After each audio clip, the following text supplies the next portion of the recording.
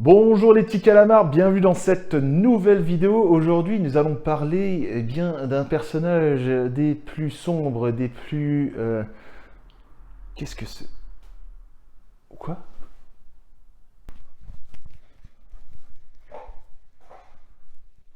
Do you feel in charge? People of Xenolife. Now, I am in charge.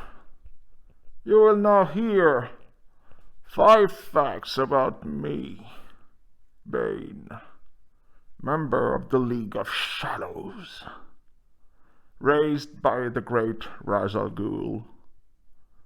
I'm here to order Xeno to produce content about me, and you will enjoy it. You will enjoy your liberator. I am the Redeemer of Souls. Now, sit back, relax, and enjoy those 5 interesting facts about me. And remember, do you feel in charge? Et avec le premier fait, on va prendre un peu de contexte concernant le personnage. En effet, Bane est né dans la misère et la douleur. Et il fut un temps où il répondait au nom d'Eduardo Dorrance. Il vit le jour dans la prison de Peña Duro, établissement à la réputation sordide et brutale, dans lequel le père de Bane l'avait abandonné, lui et sa maman. Cette dernière mourut quelque temps après sa naissance, et la vie du jeune Bane fut prise dans un tourbillon de violence quotidienne. La vie au sein de l'établissement était plutôt dure, et livré à lui-même, le jeune Bane dut comprendre très vite, malgré son jeune âge, la situation gravissime dans laquelle il était plongé. Il entraîna donc son corps, devenant fort et musclé, et son cerveau par la même occasion, puisqu'il parcourut l'intégralité des livres de la bibliothèque de la prison.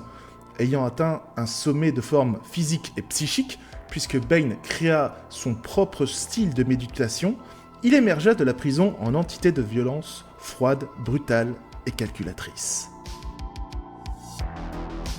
Et pour le deuxième fait, nous allons parler des questions de taille. Si les comic books présentent Bane avec un physique parfois aussi proche que celui de Hulk, sur le grand écran, eh bien c'est tout autre chose.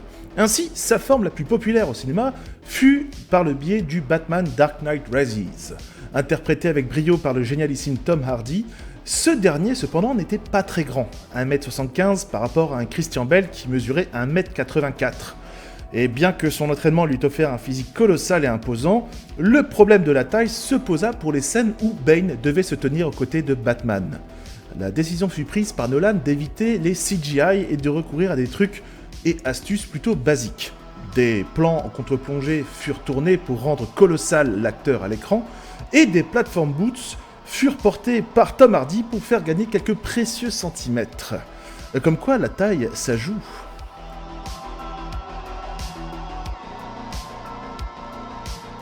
Allez, on enchaîne avec le fait numéro 3, plutôt court celui-ci, puisque je vais vous expliquer un truc par rapport aux hommes de main de Bane. Dans la storyline Nightfall, histoire dans laquelle Bane s'échappe de Peña Duro pour affronter Batman, Bane s'entoure d'hommes de main, des lieutenants qui lui répondent au doigt et à l'œil. Ces derniers répondent aux noms suivants: Zombie, Trog, Bird. Eh bien, figurez-vous que ces noms sont une petite référence à des groupes de rock des années 60. Et, petit conseil musical, écoutez les Trogs, c'est trop bien. Et avec le fait suivant, on va parler un petit peu crossover et inspiration. En mars 2016, par exemple, le groupe de death metal suédois Silent Image a publié un nouvel album sous le nom Nightfall, qui est une référence directe aux comics, avec une chanson inspirée de Bane, bien évidemment. Notre méchant masqué a également eu le droit à un passage chez Marvel, plus précisément du côté du Punisher. Les deux personnages firent fusion pour devenir le Banisher dans l'Amalgam Universe. Il fit également une apparition dans un comic crossover, Bruce Wayne, Agent of S.H.I.E.L.D., cette fois-ci sous le nom de code Nuke. Allez hop, on enchaîne avec le dernier fait de cette vidéo, sa haine contre Batman. Animé d'une haine sans fin contre le Cap Crusader, Bane fut l'un des seuls personnages du bestiaire DC Comics, du côté des méchants bien sûr, à vaincre Bruce Wayne au combat. Comme dans le film de Nolan, il lui brisa tout simplement la colonne vertébrale, et il imposa sa place dans le panthéon des méchants les plus redoutables de DC Comics.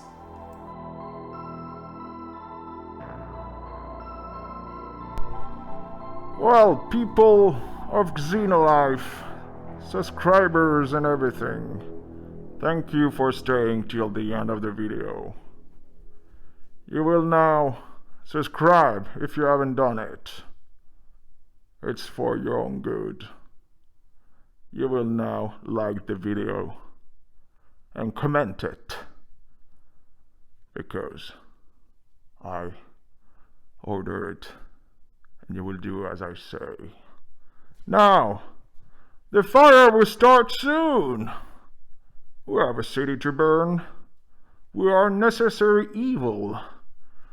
And if you want more content about me, and if you want Xeno to come back, you better subscribe. And if you want to help Xeno, well, take a look at his TP account.